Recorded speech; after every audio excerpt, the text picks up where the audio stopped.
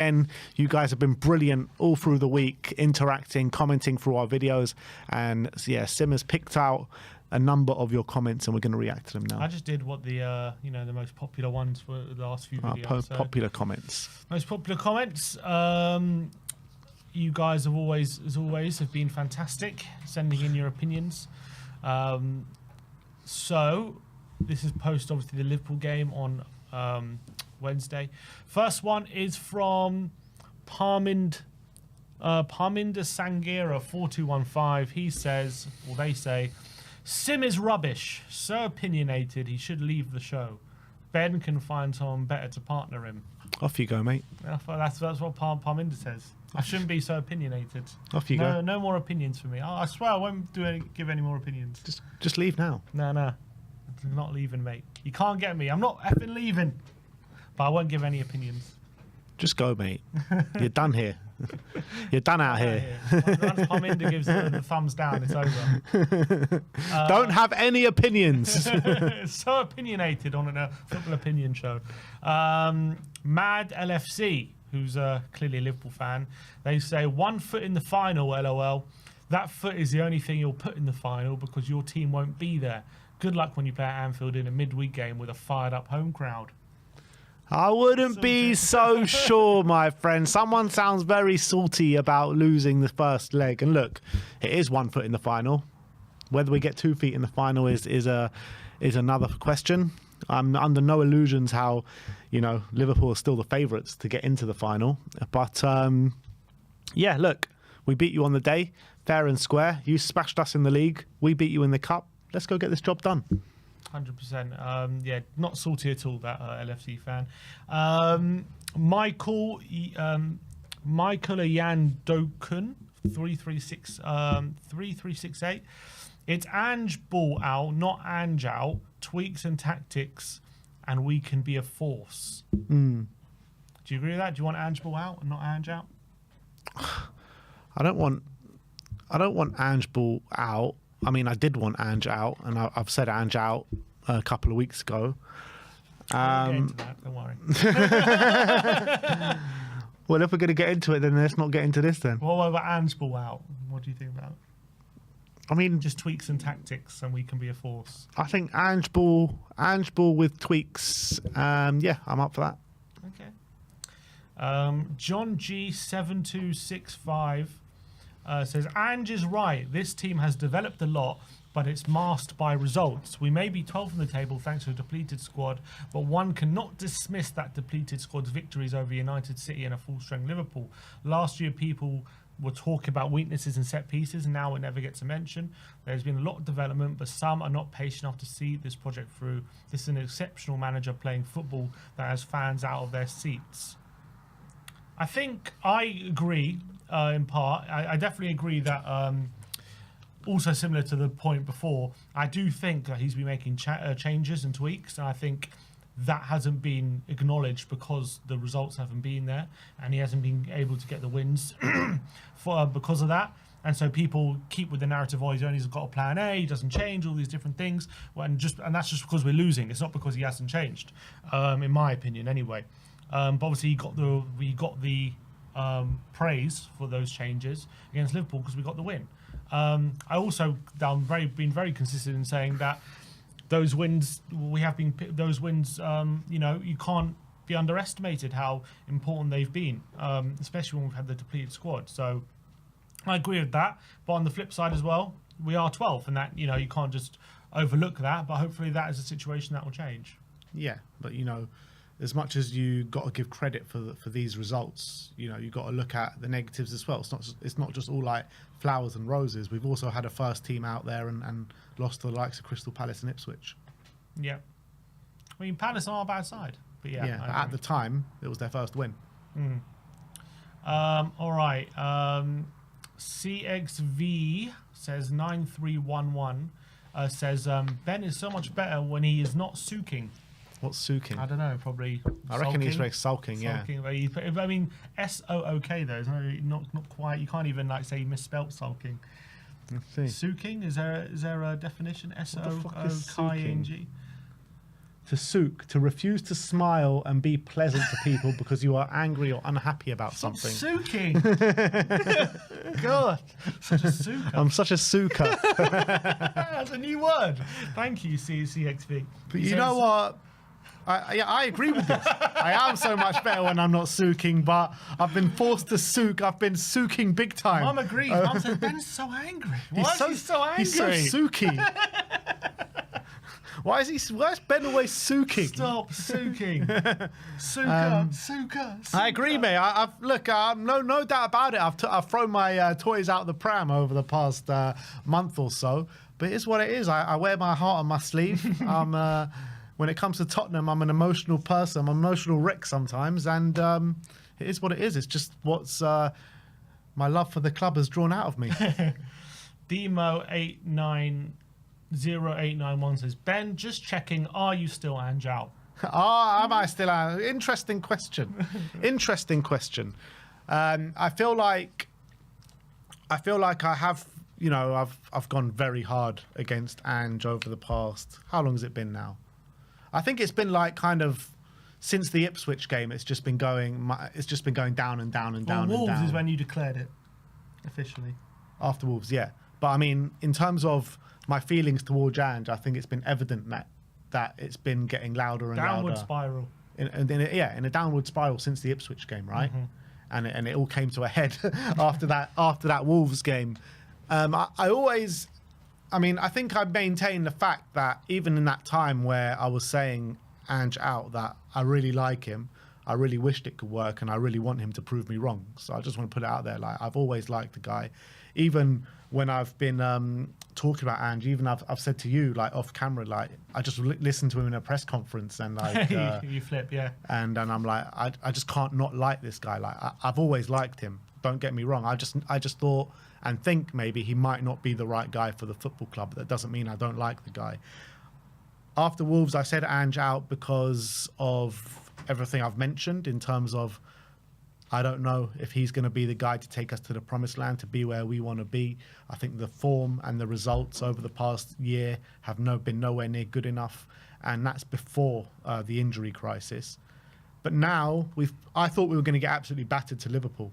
I thought, they were going to wipe the floor with us. We beat them, and that's a massive credit to him. So now we've beaten them, and we've got a realistic chance of getting into a final. You've got all the other competitions as well. I feel like you have to now stick with it until the end of the season. I think you'll be stupid to not do so. And I'm not Ange Out because I want to give him to the end of the season now. So my opinion has changed on that, and I admit that Sim was right on that situation. You have to give him to the end of the season. Victory. And look, I can admit when I'm wrong, and I was wrong on that situation. And when you call things out and you when you call things out, you got to admit when you're wrong sometimes, as well as it takes a big man to admit when he's wrong, and I'm admitting I was wrong. James Lovelock said it's okay to change your opinion. However, I'm not totally Ange in. I'm not totally Ange in because my opinions before the Liverpool game are still there. I haven't changed my opinions in that situation. I still have all the same concerns that I had before the Liverpool game. The only difference in my opinion now is that I'm reserving my full opinion till the end of the season, and I'm reserving where I want this manager to go till the end of the season. All right, fair enough. Would that change if we do get battered in the second leg? No, I don't think so. Fair enough. Well, there you have it. He's fully Ange in. Come on, boys. We got him, boys. J Player NZ202 on says, chalk and cheese, these two. One showing his knowledge and maturity, saying it how it is in context while agreeing, yep, all ain't right, keeping a level head and simply being sensible, not throwing in the towel. Is that me, right? Of course. Keeping fully behind Big Ange to bring success that all involved at Spurs have been crying out for. Maybe it won't work, but at least give the manager a chance with a couple of windows, and more importantly, building a squad, not a team that's capable to match the big boys. Unlike his brother, who, like many, to be fair, are jumping on a bandwagon are jumping on and off a bandwagon to go as far as pushing for Ange to be sacked with topics like "I'm Ange Out." I enjoy this channel, but haven't of late for certain reasons. Can't be hating one week and changing your tune the next. If Spurs want success, then patience is needed. Well, that comes backing from the fans. Success will come. Just ride the waves, boys. Can't be hating what? Can't be hating. No, can't be hating one week and changing your tune the next. That's Why what not? he said. He says can't do it. Can't do it. You can't do it. You can't be doing it. So you can't ever like be frustrated and just show your anger like when things are not going right. Like it's just who I am, mate. Just who you are, mate. You learned from the best. There you go. That's a good comment there. But you know what? I saw cheese. a comment after on the Liverpool game, one of the match reviews or something, or maybe the match preview, saying it's like Ben's desperate for us to lose here. Ben's not happy because we won, and I was like, don't put me in the boat with like all those other guys, man. That's not me. That's not me. I'll never stop supporting the team. And even when I had my big reservations about Ange and I was arguing against him for the last month or so, I was still singing his name in the stadium. Don't get me wrong. I was still sitting loud and proud. I was singing it. So my support never wavered when I was watching the team. Dex is calling you Ben Minsook. Ben Mins, I love that. All right, Hutch022 says, just remember this when you're all hanging shit saying Ange out. Levy is the only one with any spine sticking with him. I mean, I don't know if he's... Look, to be fair to Levy, he stuck with him, which in previous managements, he wouldn't have stuck with him. I guess we have to wait and see whether it's the right decision. I think at the moment it's the right course of action, in my opinion. I think it's the right thing to do because I think we've started this project, we've invested in it, and I think there's still a chance it can work. I don't know how much credit he deserves that because that's what he should be doing, in my opinion. But do you give Levy credit for not, jumping the gun, or as he's done with other managers after 18 months? No, I don't think so. I think Levy as well, part of the reason of him sticking with Ange is protecting himself a little bit, because I do think the majority were still with Ange throughout this whole period. I do think that. And Levy has, fired and hired so many managers. And I feel like if he was to sack Ange, I think he would get major, major backlash against him. In the stadium particularly, even though backlash is starting to come his way as well over the last month or so. I think if Ange was to get sacked, I think literally the whole ground would turn on him. I really believe that. So I think it's partly to save himself as well. I wonder what the poll would be now, Ange in, Ange out, if we did it. Probably. Oh, very highly Ange in. Probably a lot higher. Zando5108 says this squad is shaping up really good. Bergvall, Gray, Spence, Kinski, now more than capable to start. Basically beat a Liverpool A team with the Tottenham B team. Once Ange continues to play with adjustments and a couple more additions, we can beat any team. Would you say, is it fair to say we beat a Liverpool A team with a B team? Yeah, for sure. We did.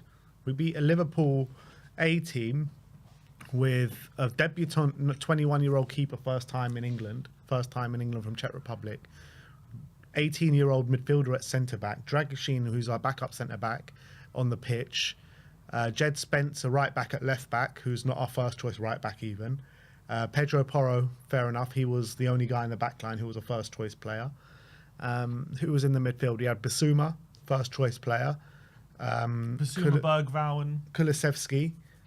And Bergvall, obviously Bergvall, an 18-year-old in midfield, two teenagers. Oh, Bentancur started, and then I guess. But Bentancur went off after 5 minutes.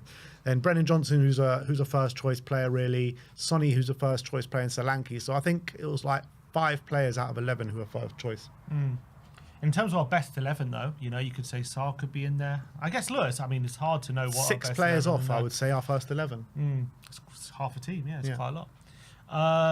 He says, with a couple more additions, we can beat any team. I think we've shown we're capable of beating any team. The reality is we can beat any team. And I think we've proved that we can beat any team. We went to Man City, we beat them 4-0, albeit, it's not the Man City of the last couple of years. But still, no one else has gone to the Etihad and done that. No, but I mean, they've won one game.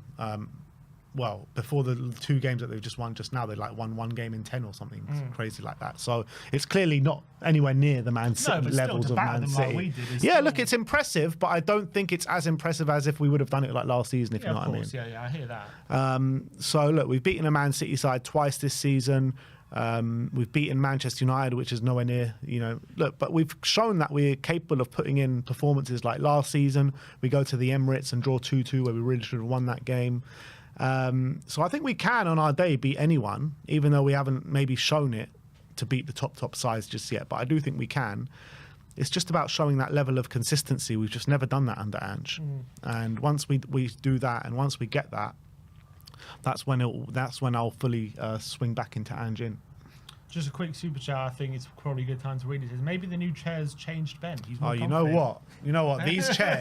These chairs have been an absolute game changer in this studio. It really have. I'm actually. It's like a pleasure. It's like a pleasure to be here in front of you guys now with this chair. With the stools, man. I used to go home with an aching back. My back used to kill after every stream. But now, I just feel fresh, man. It's just unbelievable, these chairs. Paul Bean Q30 says Spurs fans should be in love with Solanke. He gives everything for the team. He should have never won that ball, but did with hustle and physicality. Then he had the skill, makes an inch perfect pass to Bergvall. That is taking nothing away from Bergvall's excellent finish, but he should not have ended. He should not have even had that chance, but for Solanke's determination and strength. Come on, you Spurs. 100%. I said that yesterday on the stream. Solanke had no right to win that ball off Konate. Konate had just come on, completely fresh, where Solanke had run himself into the ground at that point with 5 minutes left of the game. Like, this guy's the work rate that this guy has and the strength that he has. Konate ain't he's not a small player, is he? No. He's like one of the most physical centre-backs in the Premier League, and he completely muscles him off the ball. It was unbelievable. Yeah, it's fantastic. And yeah, to do that at that point in the game as well, when you've just basically been running you're running your heart out for that long and doing it against a fresh, strong player. Really, really impressive. Oz Singer Spur says, please reiterate Ange out, Ben. Stick to your guns. At the end of the season, come back to me. At the end of the season, there you go, Oz Singer. Wolf Mauler says, lads sure didn't play like Ange has lost the dressing room. And then he had a little smirk. I don't think Ange has lost the dressing room. I mean, in the past couple of weeks, I don't think I've ever said Ange has lost the dressing room. You said you think there might be something going on. Yeah, but that was like, wow, that was after the Ipswich game. I don't think I've ever said that since then. Yeah, I think you have. Have I? Yeah. I don't remember saying it. But anyway, I don't think he's lost the dressing room. Even with something going on is different to him losing the dressing room, though. I don't think he's ever completely lost the dressing room. I do think, maybe there is a case of Spurs raising their game for big games and maybe not turning up for the smaller games. I do think there's a bit of that at Tottenham this season. But yeah, I don't know. It's a difficult one because we seem to get ourselves up for these big games every time. Like, when's the last time we had a big game this season? Every big game we've really, apart from the Liverpool game when we lost 6-3, we've pretty much turned up for. The Chelsea game, we came out like a house on fire, went 2-0 up. It was just the quality, it was just stupid things that really let us down. Arsenal, we didn't really turn up that day, but we edged out 1-0, we lost. But with the majority of them, we've actually turned up and showed really good energy levels. But then you look at some of the smaller games, we just haven't turned up. It's about finding that consistency. Look, Ange's got to find it. It's still a young team, but hopefully they're starting. Look, we say after every great win, hopefully it'll be a turning point. It's all about motivations, though. I feel like the team, Ange don't need to get the team up for these big games. That's the reality. It's the smaller games that he needs to get them up for. The known guy 2221 says, the most important narrative is I think Ange finally realised he had to win, and the only way to win is a balanced attack. I think Ange has become the next Klopp after this game. Ange has become he's coined the next That's big Klopp. words, mate. That's big words. I really hope you're right. And look, I'll be the happiest man in the world if Ange becomes the next Klopp and wins Spurs a title in the Champions League. I think we'd all be absolutely delighted on that. I'm not ready to call him the next Klopp yet, but I'm obviously backing him. Robboy2241 says, Spurs fan here. It's half time. Second half is at Anfield Cauldron. I don't think this is the time to be gloating or winding up Liverpool fans, setting ourselves up for the usual punchline in a month's time. Do you? Or are some of our fans really, truly that dim? Really, truly that dim, in your opinion. Look, as a Spurs fan, you got to take it when you can. You got to gloat when you can, because we know usually what's coming around the corner. Exactly. You can't enjoy these wins, then this ain't the club for you. You have to enjoy it now. But enjoy it while you can, my friend. Exactly. We'll see. Look, we've got a month to enjoy the win and gloat. So do it for a month, because you're not going to get another month where you get to enjoy it like this. I hate this. Like, you can't celebrate a win if because you know what's coming, or you know what is football? If you can't celebrate your wins, then what is football about? Exactly. You know what I mean? Enjoy the good times, because you don't know how long they're going to last. And that is in the comments. There is one more super chat here from John Get it up. Lee. He says, Sim, if Ange plays Ange Ball second leg against Liverpool, we knock out what you stand with Ange. I'm guessing he's saying if we go all out attack and we get knocked out, do I stand with Ange? I think he's going to play like he did in the first leg. I mean, I think we tried to attack. I think we adjusted to how Liverpool pin you back. They're a very good team. They're a very aggressive team. I think he's been making adjustments over the last few weeks. I think people haven't given him credit for it. We got to play on the counter at Anfield. Yeah, we have to adjust to them, of course. If they're forcing us back, of course we have to defend properly, 100%, and we have to make sure we're organised. We have to make sure that everyone's covering the spaces. The wingers are digging in like they were. The midfielders are being very, very disciplined. So for sure, but if it's 0-0 going into 10 minutes and we got all these players up the pitch going gung ho, and we're caught on a counter when the game is 0-0 and we could win the game, then I'll criticise Ange for that. But look, I'm gonna have to wait and see how the game plays out. But I don't like this theory like Ange ball is like it's gung ho, or that's not Ange ball. Like, I think Ange does make tweaks, and even against Liverpool we were still playing some good football. I think the chances were great. If you look at the build-up, brilliant football. Is that not Ange ball just because it was just a lot more calm and controlled? Yeah, it was, which we haven't seen that often. I think definitely we'll take our time more on restarts. I think that's definitely true, whereas beforehand we weren't. But that's the main difference I saw when it comes to approach and stuff. We also went long a lot more times. We went long a lot more times. I think the keeper did, but he was very similar amount to what Austin and Forster were doing. Even Pedro Porro was going long. You know, I've seen him do that. Well, not as often as he was, I don't think. He went a couple of times long, but that was like, you know, Liverpool had a bit of high line and he exploited it. Like, I think we've done that before as well. I don't think there was a major... I don't remember Pedro Porro doing that for ages, man. I don't think there was a major, departure from how we usually approach games, in my opinion, especially in recent weeks, I would say. I think since the Liverpool game we lost 6-3, I think this is fairly similar to how we've been playing since that game. I wouldn't say in general this season. I think obviously if you look at our performances earlier this season compared to that, yeah, it's a major difference. But I would say in the recent weeks, I actually think it's fairly similar to how we've been playing. And I think we have been making some adjustments. And so I just don't like the narrative that, you know, anything apart from gung-ho football where we're completely exposed to the back is Ange ball. I just don't agree with that. We just need to put them under immense pressure. If we get a goal in the first 10 minutes, then we're really rocking and rolling. Because we can be such a devastating team on the counter-attack in the transition. And if we go 1-0 up, it's going to force them to just go gung-ho on us. And he's gonna change from the Arnie Slot tactic to the Jurgen Klopp tactic, right? Of just like trying to smash them, and that could really suit us with being on the break. It really especially can. If we can have people who can, especially Kinski, and especially that's if what we I'm saying. get Yeah, Van de Romero back, players who can play, could be interesting. So we need to get that early goal at Anfield. And you know what? Everyone's saying, "Oh, the Anfield is this daunting task. Anfield is this. Anfield is that." We do, on a general basis, usually turn up at Anfield. We play well. Usually, we don't usually get results. No, we turn up. We perform well. We usually perform well. I mean, last year it didn't happen, but we nearly came back in the last minute. How many times have we walked away from Anfield being like, "Fucking hell, we were so unlucky today"? Pretty much every year. Yeah, we usually play well. It's true. So let's hope this one's another one. And if we play well, that's all. Look, that's all we can ask for, because we're going to a very difficult place. We're going against the best team in Europe at the moment, in Liverpool. And if we don't win, then that's kind of what's expected. But if we do win, it's going to be a momentous day, a momentous occasion, and we're 1-0 up. People will remember as well. I keep hearing people, "Oh, I can't see Spurs going to Anfield to win." We don't need to. Just get a draw. Get a draw and we're through. I can see us going up there and getting a draw. I really can. If United can, we can. Exactly. Liverpool are not playing well. They're not playing well at the moment. Fulham Liverpool went and got a draw there. Yeah. Forest went up there and won. Forest went up there and won. Fulham. I mean, Liverpool are not playing that well at the moment. Yeah, That's recent the reality. weeks. I mean, and they beat us 6-3. They beat West Ham 5-0. But then since then, it's been a few iffy performances. Something's going on with them at the moment, because last 2 games I think they've been fairly poor against Manchester United and us. Yeah. So we'll see how they respond, because it's a long time.